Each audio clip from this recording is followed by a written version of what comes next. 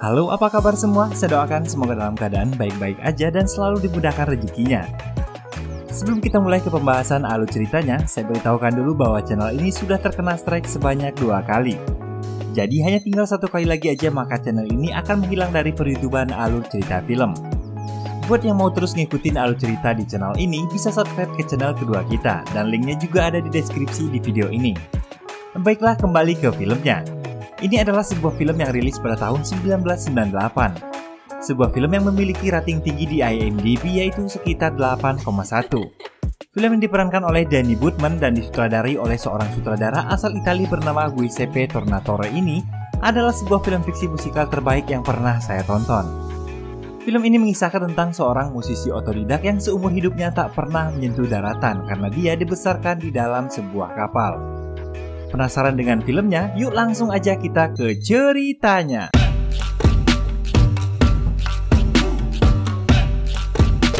Film ini dibuka dengan cerita dari seorang pria bernama McTooney yang sedang berkeluh kesah dan menceritakan perjalanan hidupnya. Dia menceritakan bahwa dalam setiap pelayaran menuju Amerika akan ada satu orang dari ribuan penumpang yang akan menjadi orang pertama yang dapat melihat patung Liberty. Dan orang itu akan selalu berteriak memberitahu penumpang lainnya. Kemudian akan diikuti dengan seorak para penumpang karena mereka akan segera bersandar di tempat tujuannya. Dan terkadang hal itu menjadi pertaruhan bagi McTooney apakah orang yang menjadi penumpang pertama melihat Liberty adalah kelas VIP atau kelas biasa. Dan film The Legend of 1900 pun dimulai. Kembali ke Mac, malam itu dia berjalan memasuki sebuah toko musik. Saat itu si pemilik toko mengatakan bahwa tokonya akan tutup karena sudah larut malam. Lalu Mac menawarkan trompet kesayangannya karena sangat membutuhkan uang. Terjadilah tawar-menawar antara Mac dan si pemilik toko yang pada akhirnya Mac harus mengalah dan dia harus menerima trompetnya terjual murah. Saat akan pergi meninggalkan toko, Mac yang berat hati meminta izin untuk memainkan trompet itu untuk yang terakhir kalinya. At least let me play it one last time. All right. Mac pun mengambil trompet itu dan mulai memainkannya.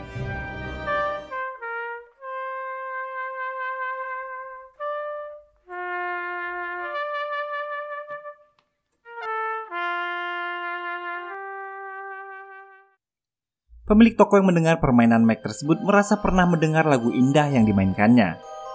Dia lalu mengambil sebuah piringan kaset dan memutarnya.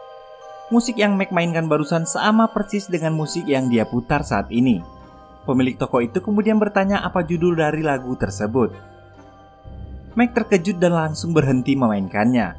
Kemudian menjawab bahwa musik itu tak memiliki judul. Pemilik toko kagum dan penasaran sekali siapa pianis hebat yang memainkan lagu itu. Kemudian Mac berkata tak banyak orang yang pernah mendengar musik ini, karena pianisnya sendiri tak pernah ada.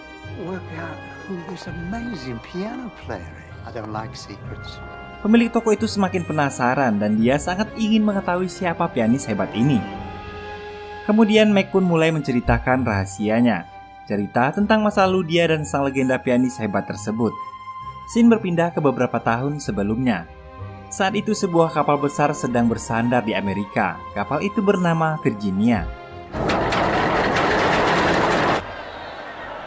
Ketika semua orang bersiap untuk turun, seorang awak kapal kulit hitam yang bekerja sebagai penyekop batu bara di ruang mesin sedang merangkak di antara meja-meja. Dia sedang mencari barang-barang berharga penumpang kelas VIP yang mungkin tertinggal di kapal. Namun dia tak menemukan apa-apa terkecuali hanya rokok bekas dan seorang bayi di atas piano. Awak kapal yang bernama Denny itu menatapnya bingung. Di kotak tempat tidurnya tertulis T.D. Lemon. Denny menggendongnya dengan tersenyum. Hari itu dia memutuskan untuk mengadopsi bayi malang tersebut. Dalam lambung kapal, semua awak tampak heboh dengan kehadiran Denny dan bayinya.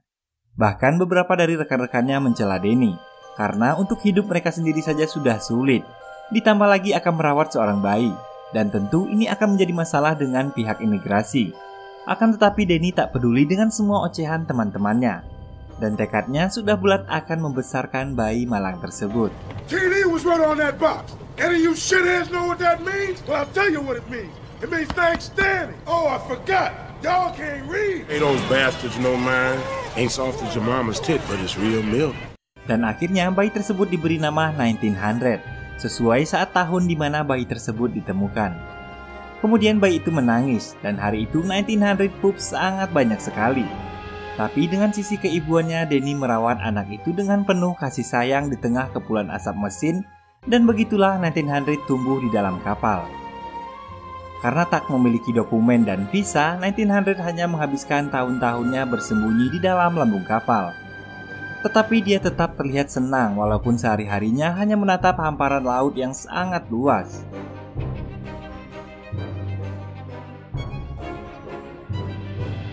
Suatu hari Denny mengajarkan 19 membaca.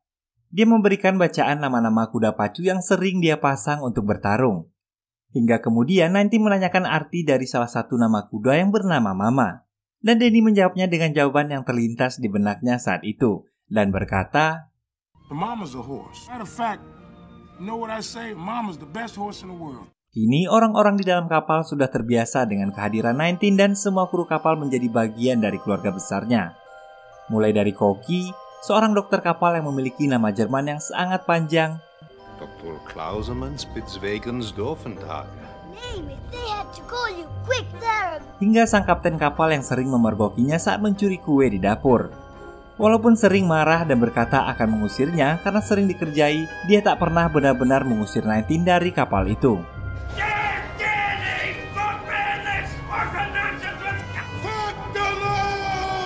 Suatu hari ketika badai menerjang lautan, semua awak kapal sibuk mengisi batu bara. Dan 19 terlihat berbaring di ayunannya. Terjadi sebuah kecelakaan yang menimpa Denny. Dia tertancap sebuah besi pengait dan semua awak yang panik segera membawanya ke dokter. Saat Denny terbaring di rumah sakit, 19 tetap belajar membaca di sampingnya sambil menangis.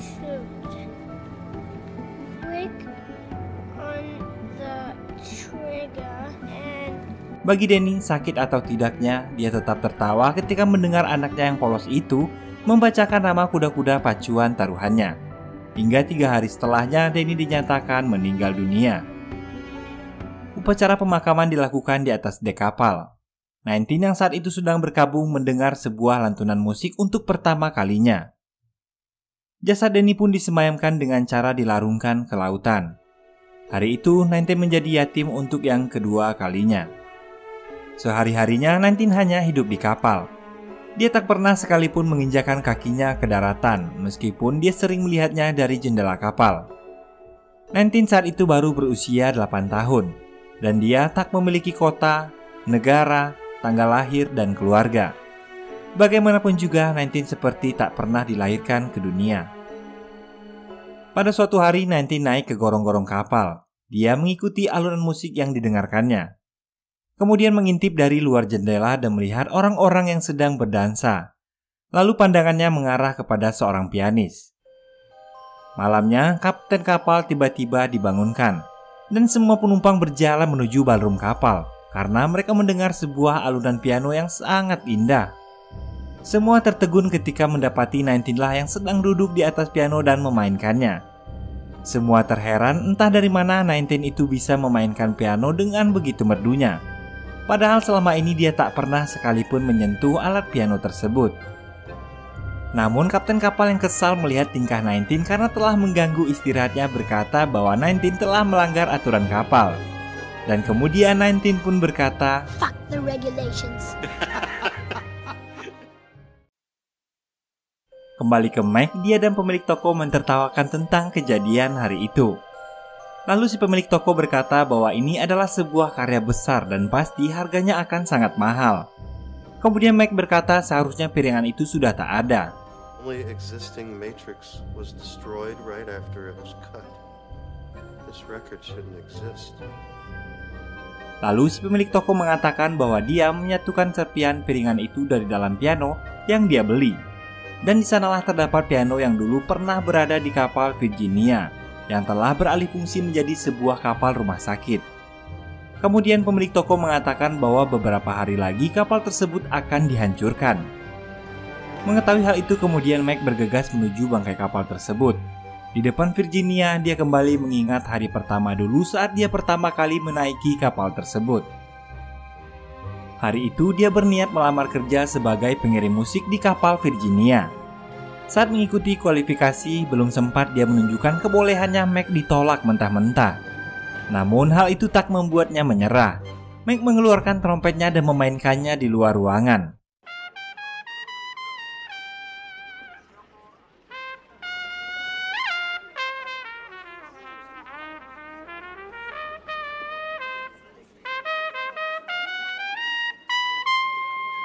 Permainan trompetnya berhasil menghipnotis para pengunjung dan mendapat apresiasi dari panitia seleksi. Hingga akhirnya Mac pun diterima bekerja di kapal Virginia. It was the happiest day of my life. Mac yang awalnya sangat bahagia bisa menjadi bagian dari kru kapal Virginia, mulai merasakan tak nyaman saat pertama kalinya merasakan badai menerjang kapal tersebut.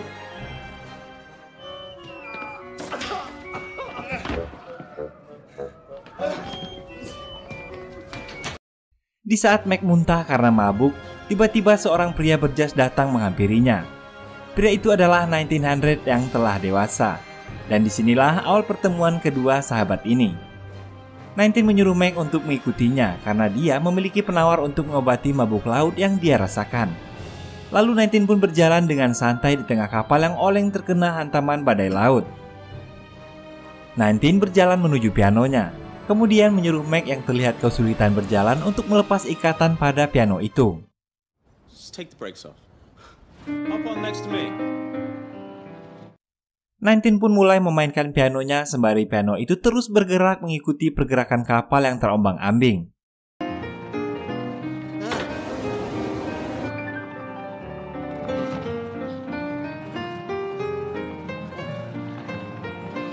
Mac akhirnya mulai terbiasa dan mereka berdua pun menikmati suasananya.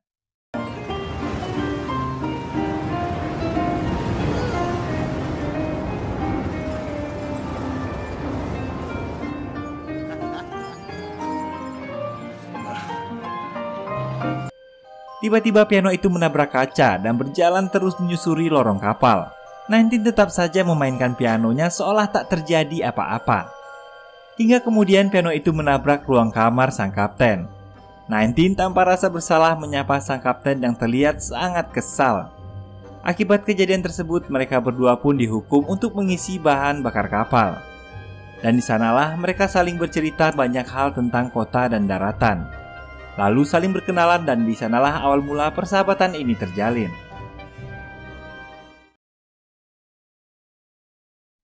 Kembali ke saat ini, terlihat para pekerja bersiap menghancurkan kapal tersebut. Bergegas, Mac yang meyakini bahwa 19 masih berada di dalam kapal tersebut mencegah mereka untuk meledakkan kapal itu. Sehingga terjadi keributan antara Mac dan pekerja yang membuatnya dihadapkan pada pimpinan proyek. Mac dengan keyakinannya berusaha terus meyakinkan pimpinan proyek untuk menunda meledakan kapal Virginia. You'll all be responsible for murder. Sempat terjadi perdebatan serius antara mereka hingga Mac menanyakan apakah kalian menemukan sebuah piano di kelas 3 kapal ini. Lalu seorang pekerja mengiyakannya dan hal itu membuat Mac semakin yakin bahwa 19 masih berada di sana. Kemudian pimpinan proyek bertanya apakah yang pernah Mac kerjakan di kapal tersebut sehingga membuatnya begitu yakin. Lalu Mac kembali menceritakan kisahnya. Kemudian kita dibawa kembali saat pertama kalinya Mac bermain bersama band Atlantic Jazz di kapal itu. Pimpinan band meyakinkan 19 untuk memainkan musik yang biasa saja agar mereka dapat mengikuti ritme permainan musiknya. Pada awalnya semua terlihat normal dan musik mengalun dengan santainya sesuai arahan sang pimpinan. Dan para tamu berdansa mengikuti irama musik. When you're dancing, you can't die, and you feel like God. We played ragtime, because that's the music God dances to when no. Hingga kemudian 19 mulai dengan kelakuannya memainkan aransemen musik sesuai keinginannya. Dan permainan musik itu pun mengalir begitu saja. Terlihat para tamu menyukai alunan musik yang dia mainkan. Dan para pemain band pun terkesan dengan permainannya walaupun mereka terpaksa berhenti karena tak dapat mengikuti ritme musik yang dimainkannya. Jesus, I must be a real sinner. Is that a God? Right, down. That's sweet. Sebenarnya 19 hanya memainkan musik ciptaannya di kelas 3 saja. Sementara di kelas VIP ini, dia hanya memainkan musik-musik umum yang biasa dimainkan. Tetapi entah kenapa hari itu dia iseng saja memainkannya. Beginilah ekspresi orang-orang di geladak kapal kelas 3 saat dia memainkan musik ciptaannya yang mengalir begitu saja dari jari jemarinya. Disinilah tempat 19 mengekspresikan musiknya yang sesungguhnya. Bahkan 19 juga mampu memainkan musik yang sedang hit di luaran hanya dengan mendengarkan potongan dari nada tersebut.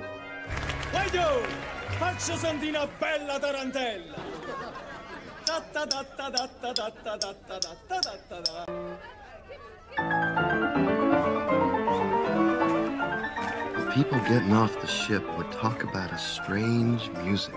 Orang-orang yang turun dari kapal selalu membicarakannya. Seorang pianis yang terlihat mempunyai 4 tangan saat mengetikkan jari-jarinya di not piano.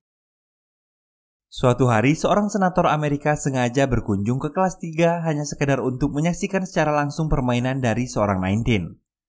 Lalu menawarkannya untuk melakukan tur keliling dunia agar semakin terkenal. Akan tetapi sepertinya 19 tak tertarik dengan hal itu dan berkata bahwa dia sudah melakukan tur keliling dunia dengan caranya sendiri. Lalu setelah kapal kembali berangkat, Mac menyarankan 19 untuk sekali saja mencoba turun ke daratan. Dia yakin 19 akan memiliki kehidupan yang lebih baik dan mendapat banyak uang, lalu mencari seorang istri dan rumah yang layak. Tetapi tetap saja 19 tak tertarik dengan hal seperti itu. Ketika acara orkes musik dimainkan, semua penonton berdansa dengan santainya. Kemudian Mac menghampiri dan bertanya dari mana 19 mendapatkan semua musik-musik yang dimainkannya. Dia menjelaskan bahwa musiknya merupakan gambaran dari wajah-wajah orang yang dilihatnya. Dia menebak perilaku orang-orang itu dan menggambarkannya pada sebuah musik. Listen to his music. His head is bursting with memories and there's nothing he can do about it. She looks like someone who's just killed her husband with the help of a young lover.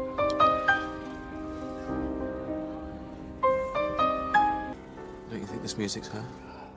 Damn, it's true. He knew how to read people. The signs people carry on. Malam hari saat kapal bersandar, 19 menyibukkan dirinya dengan menyusup ke ruang kontrol.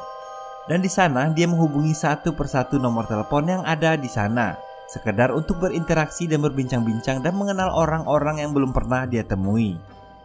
Dan begitulah cara dia mengetahui kehidupan orang-orang di daratan. You don't know me, but I was wondering if we could have a little chat. Tak lama kemudian, 2 orang kulit hitam datang mencarinya. Dia yang tak mengetahui tujuan orang-orang tersebut segera lari dan bersembunyi, hingga akhirnya dia pun berhasil tertangkap. Ternyata kedua orang itu adalah utusan dari seorang musisi ternama bernama Jelly. The man who invented jazz sent us here. Seorang musisi hebat yang menciptakan aliran musik jazz.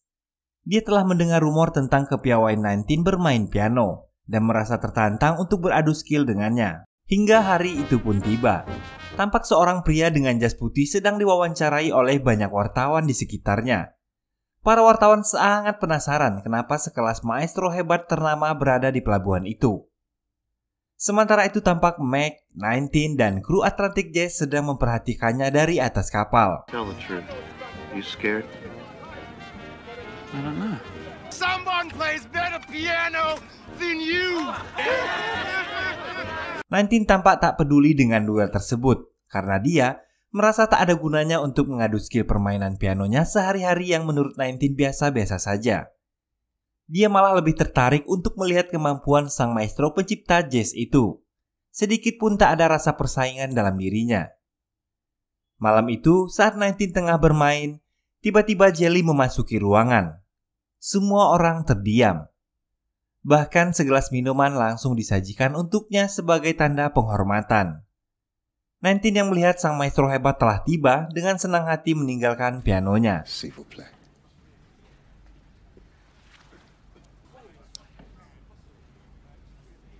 Kemudian dia menikmati permainan sang maestro dari kursi penonton. Orang-orang mulai memasang taruhan, termasuk Mac yang mempertaruhkan semua penghasilannya untuk menjagokan 19 akan memenangkan duel tersebut. Sementara 19 tampak menikmati permainan musik itu tanpa ada rasa tersaingi sedikit pun. Dia menganggap bahwa ini hanyalah sebuah pertunjukan.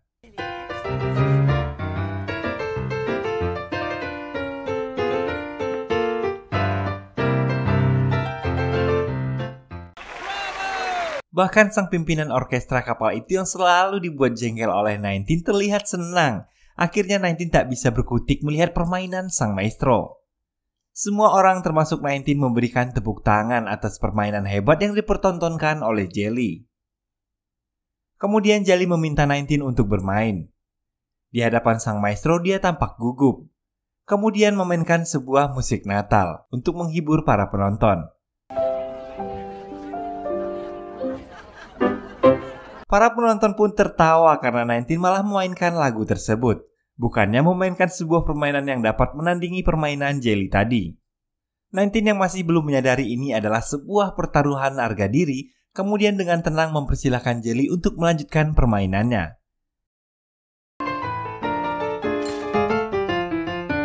Di pertarungan kedua, Jelly memainkan musik yang lebih sulit dan sangat indah. Musik yang belum pernah didengarkan orang-orang sebelumnya, membuat para penonton seolah terhipnotis. Bahkan 19 pun sampai menangis.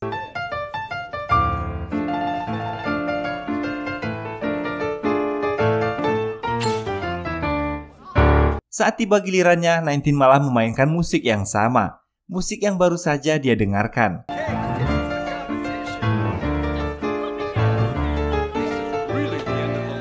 Membuat semua orang mencemoohnya, bahkan Meg sampai mendagorkan kepalanya karena akan kehilangan semua penghasilan selama ini.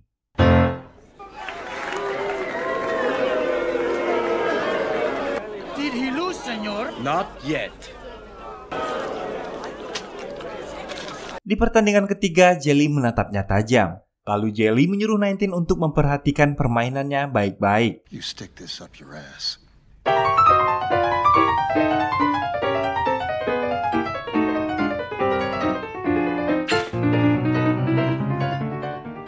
19 yang mulai menyadari bahwa dirinya sedang diremehkan kemudian mulai menanggapinya dengan serius. Kemudian meminta sebatang rokok pada Meg.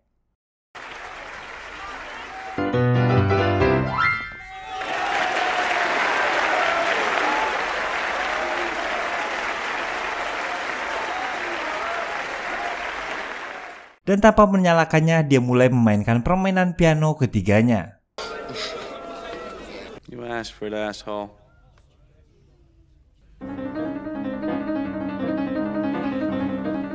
Nanti bermain seperti kesetanan.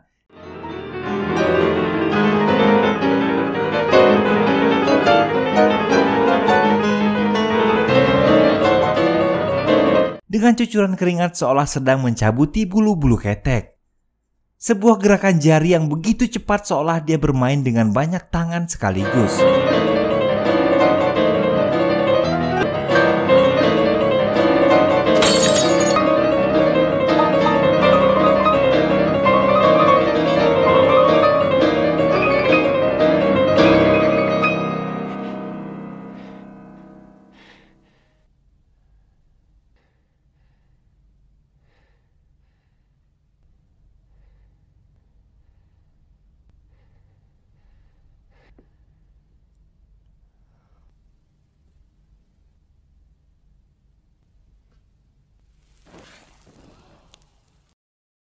You smoke it.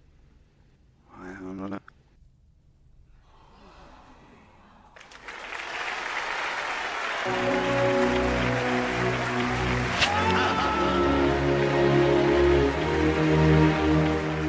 Keesokan harinya, Jelly pun turun dari kapal Virginia dengan tertunduk malu. Fuck jazz too. 19 mulai dikenal semenjak duelnya melawan Jelly, sehingga membuat seorang produser musik tertarik untuk mengajaknya rekaman. Singkat cerita, mereka pun melakukan rekaman di atas kapal. 19 memainkan lagu yang sangat indah berjudulkan Playing Love. Musik ini terinspirasi dari seorang wanita cantik yang dia lihat di jendela. Meg pun menyadari bahwa saat ini temannya itu telah jatuh cinta pada pandangan pertamanya. Ketika proses rekaman selesai, untuk kedua kalinya Meg membujuk 19 agar mau turun ke daratan. Dia yakin jika 19 di daratan maka dia akan semakin terkenal dan kaya raya. Di saat mereka sedang asik mengobrol, rekaman itu kembali dinyalakan. 19 yang terkejut mencoba mencari tahu dari mana asal rekaman tersebut. Yang akhirnya dia menyita kaset piringan itu, karena 19 tak ingin lagunya didengarkan ke khalayak umum, kecuali dirinya sendirilah yang bermain secara langsung.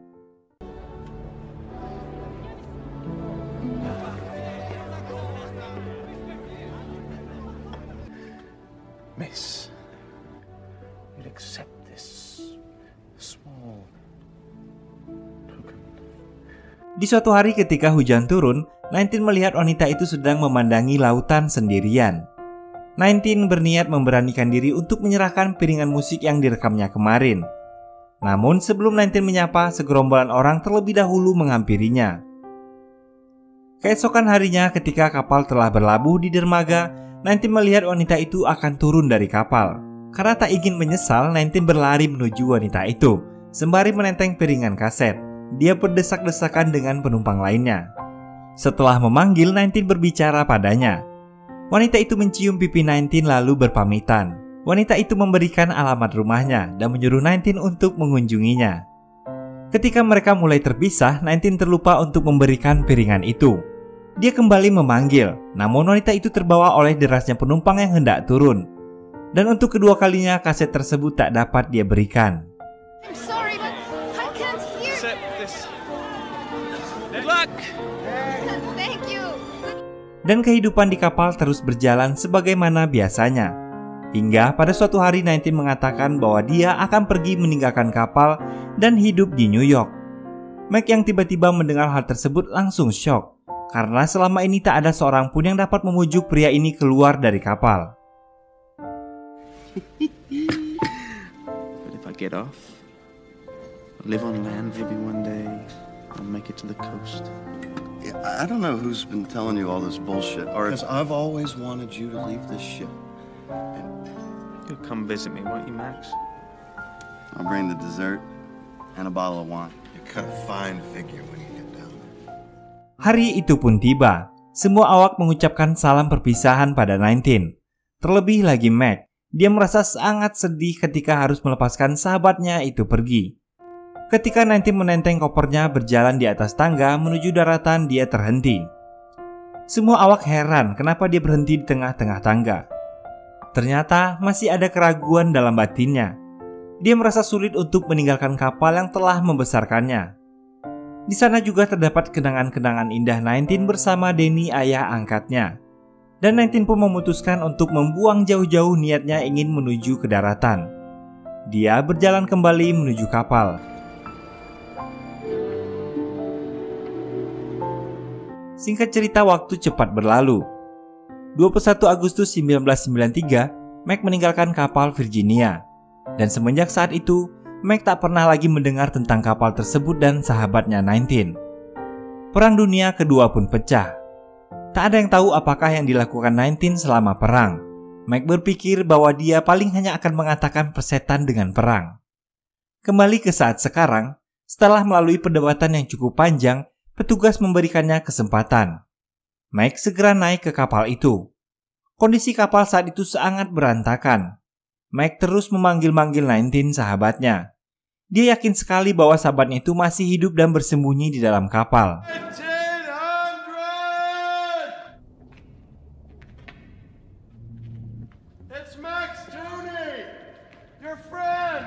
Namun sayang, tindakan Mac tersebut tak membuahkan hasil.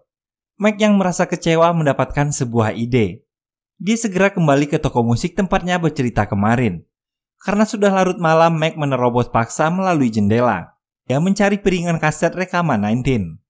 Aksinya itu diketahui oleh sang pemilik toko. Mac ditodong senjata. Dia berusaha tenang menjelaskan keadaan dan memohon agar pemilik itu meminjamkan kasetnya. You're an imposter. A thief and a liar. Keesokan harinya, Mac kembali ke kapal tua Virginia. Kali ini mereka akan mencabut tangga akses ke kapal tersebut. Dan Mac memohon untuk diberi izin masuk kembali ke dalam. Dengan beberapa sogokan uang, Mac berhasil memasuki kapal itu. Di sana dia mulai memutar lagu ciptaan 19 sambil mengelilingi seisi kapal. Setiap dia berjalan di suatu ruangan, kenangan-kenangan itu kembali memenuhi kepalanya. Mac sangat berharap 19 keluar menemuinya.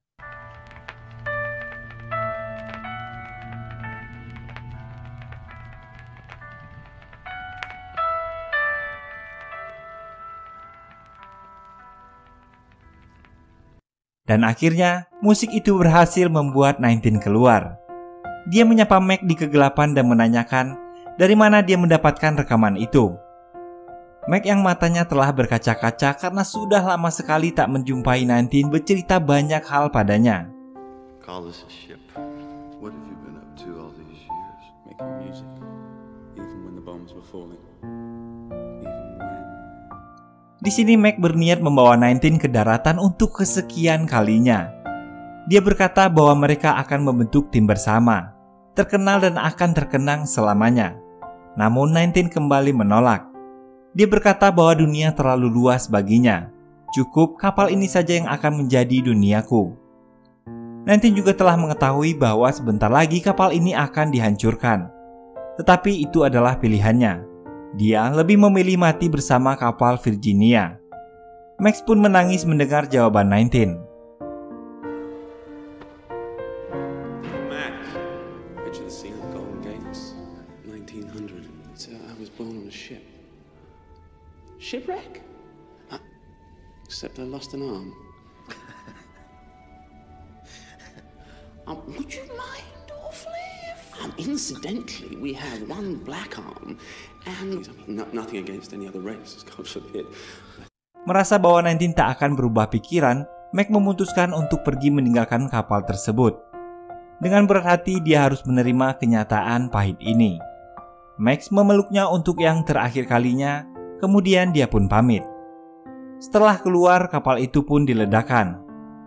Di sanalah akhir dari kisah sang legenda musik 1900, sahabat terbaiknya.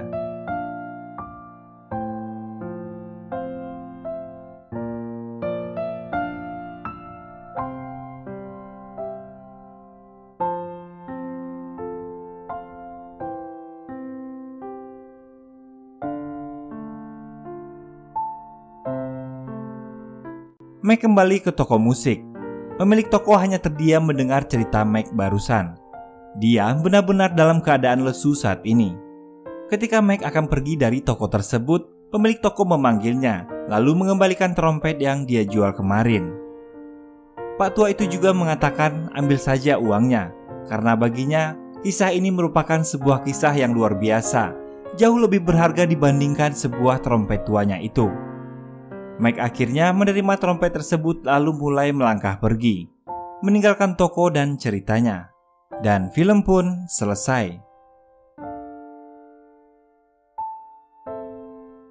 Demikianlah sebuah alur cerita film dari The Legend of 1900. Semoga dapat menjadi hiburan buat teman-teman semuanya. Pesan yang mungkin dapat kita tangkap dari cerita ini adalah persiapkanlah sebuah cerita menarik jika kamu tak memiliki cukup uang untuk membeli sesuatu. Ya, syukur-syukur si pemilik barang tersebut mau ngasih barangnya dengan bayaran sebuah dongeng. Terima kasih buat yang udah like videonya, share jika kamu suka agar semakin banyak yang menonton cerita film ini. Buat yang belum subscribe, ayo atuh di subscribe dulu biar makin ganteng. Dan buat yang menonton film-film lain di channel ini ada di playlist di akhir video. Baiklah, akhir kata saya pamit undur diri, sampai jumpa di alur cerita film menarik lainnya. Assalamualaikum warahmatullahi wabarakatuh, bye-bye.